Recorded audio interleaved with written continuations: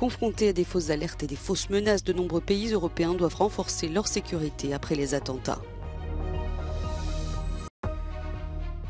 La Belgique et la Suède font front commun contre le terrorisme. Les deux dirigeants affirment qu'ils ne renonceront pas à défendre leurs valeurs et le mode de vie européen.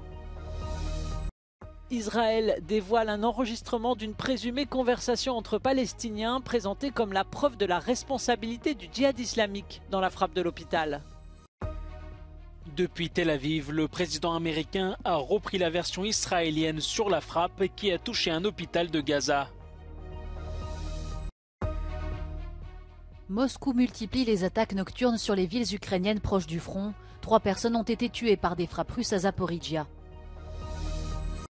Vols annulés ou déroutés, terminaux évacués, passagers bloqués. La plupart des grands aéroports français, à l'exception de Paris, ont été secoués ce mercredi par des menaces d'attentats ou des colis abandonnés, provoquant des heures et des heures de retard.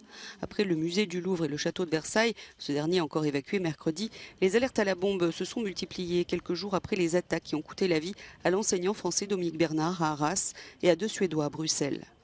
La France a aussi procédé à 183 arrestations pour actes antisémites depuis les attaques du Hamas contre Israël le 7 octobre. Dans des pays tels que l'Italie et l'Allemagne, des actes antisémites ont également été perpétrés. Dans la nuit de mardi à mercredi, une synagogue de Berlin a été attaquée à l'aide de cocktails Molotov. Il n'y a pas eu de victimes ni de dégâts, mais les autorités allemandes sont consternées. There were 2 Molotov cocktails thrown on the building at around 4 o'clock in the morning. So nothing happened. The bottles apparently didn't reach the building. They fell on the street. Allemagne, Italie, Belgique, France, de nombreux pays européens ont donc renforcé leur sécurité. Le ministre français de la Justice a averti que les petits guignols auteurs de fausses alertes, notamment à la bombe, seraient retrouvés et punis. Les autorités rappellent que la diffusion de fausses informations est passible d'une peine d'emprisonnement et d'une lourde amende.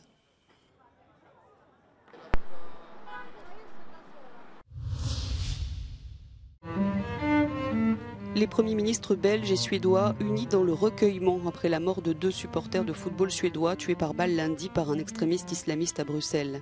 Alexander De Croo et Ulf Christensen ont déclaré que leurs 2 pays feront front commun contre le terrorisme. Ils se sont exprimés après avoir dirigé une cérémonie commémorative en l'honneur des victimes. Le suspect, un immigrant clandestin tunisien, a été abattu par la police le lendemain de son crime.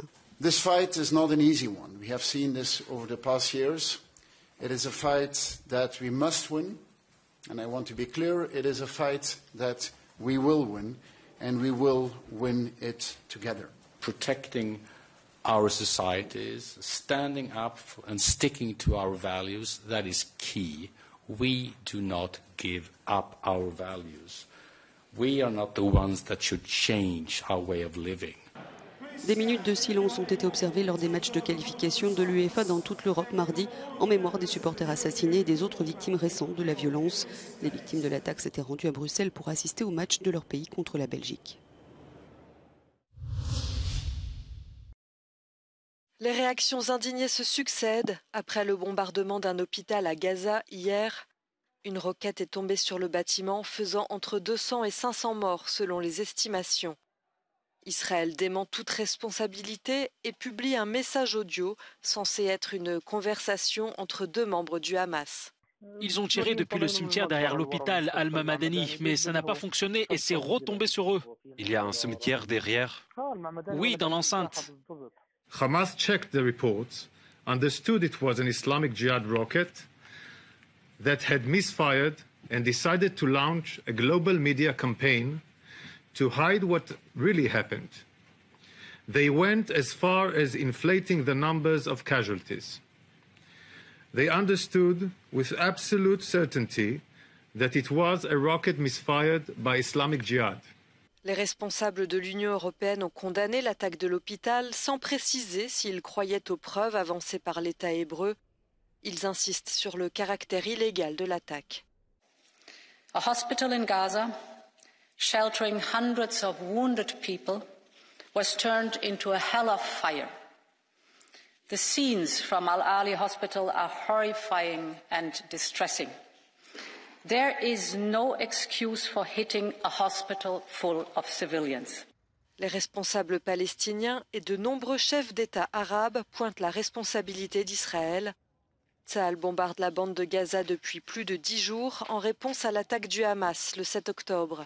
Selon les derniers bilans, plus de 3000 Palestiniens sont morts, ainsi que 1400 Israéliens. La visite de solidarité du président américain Joe Biden survient à un moment crucial dans le conflit en cours entre Israël et le Hamas. C'est une accolade chargée de symboles.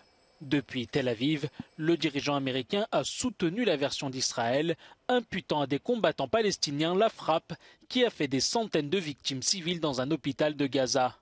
Côté palestinien, le djihad islamique et le Hamas accusent Israël de mensonges. The fact is that Israel, as they respond to these attacks, it seems to me that have to continue to ensure that you have what you need to defend yourselves. And we're going to make sure that occurs. La visite du président américain coïncide avec celle du chancelier allemand Olaf Scholz qui s'est rendu au Caire en Égypte. Für uns klar, die Palästinenser sind nicht Hamas und die Hamas hat kein Recht für die Palästinenser zu sprechen. Die Hamas nimmt unschuldige Menschen als Geiseln und missbraucht sie als menschliche Schutzschilde. Unser Ziel ist es, Zivilisten zu schützen und etwas gegen das menschliche Leid zu tun. Lors de la conférence de presse, le président égyptien Abdel Fattah al-Sisi s'est dit être opposé au déplacement forcé de millions de Palestiniens en Égypte.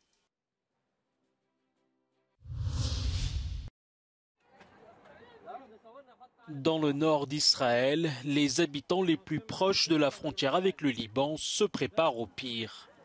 Beaucoup d'entre eux partent pour Jérusalem. Le ministère israélien de la Défense a ordonné l'évacuation de 28 villages dans une zone de 2 km près de la frontière. Malgré le danger, certaines personnes sont déterminées à rester chez elles, comme cet homme qui essaie de mettre sa famille à l'abri.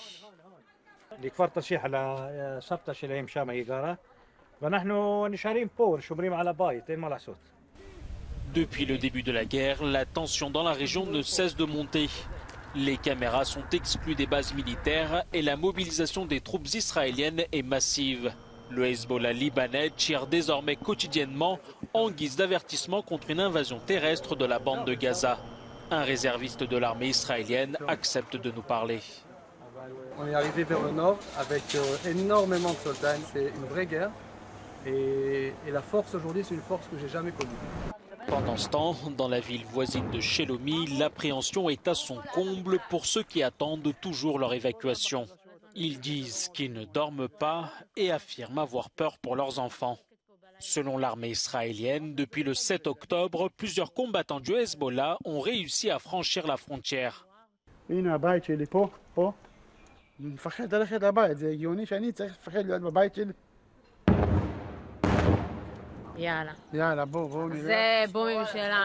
We're less than 1 kilometer away from Lebanon. The wall is right behind me.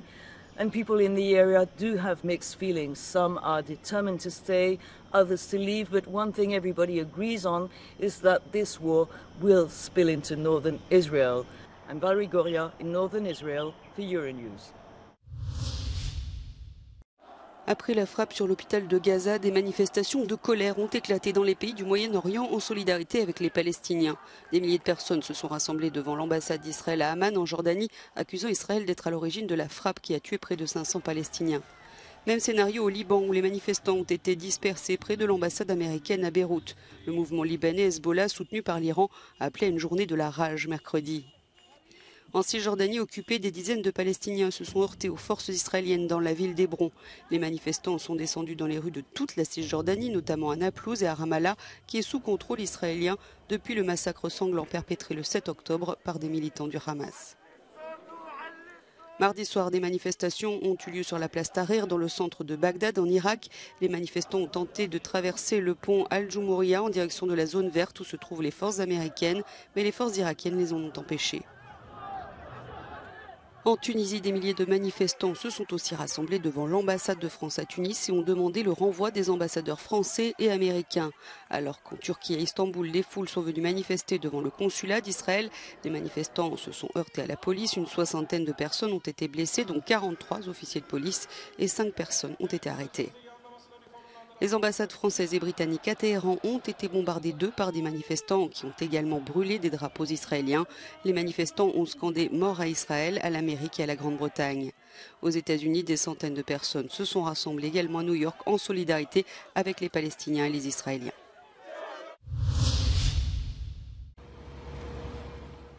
Au moins 3 personnes ont été tuées dans les attaques nocturnes commises par la Russie sur la ville de Zaporijia et la région de Dniepropetrovsk. Les recherches dans les décombres sont toujours en cours et le bilan pourrait augmenter selon les secouristes. Depuis plusieurs semaines, la Russie multiplie les attaques nocturnes sur les villes situées près de la ligne de front. Moscou affirme cibler les infrastructures militaires et nie systématiquement avoir causé des pertes civiles. Ce mercredi, le ministère russe de la Défense a publié des images montrant des opérateurs de drones russes neutralisant les troupes ukrainiennes près du village de Verbove dans la région de Zaporijia. Plus au sud, dans la région de Kherson, des bombardements massifs ont été signalés mardi. Au moins 3 personnes ont été blessées.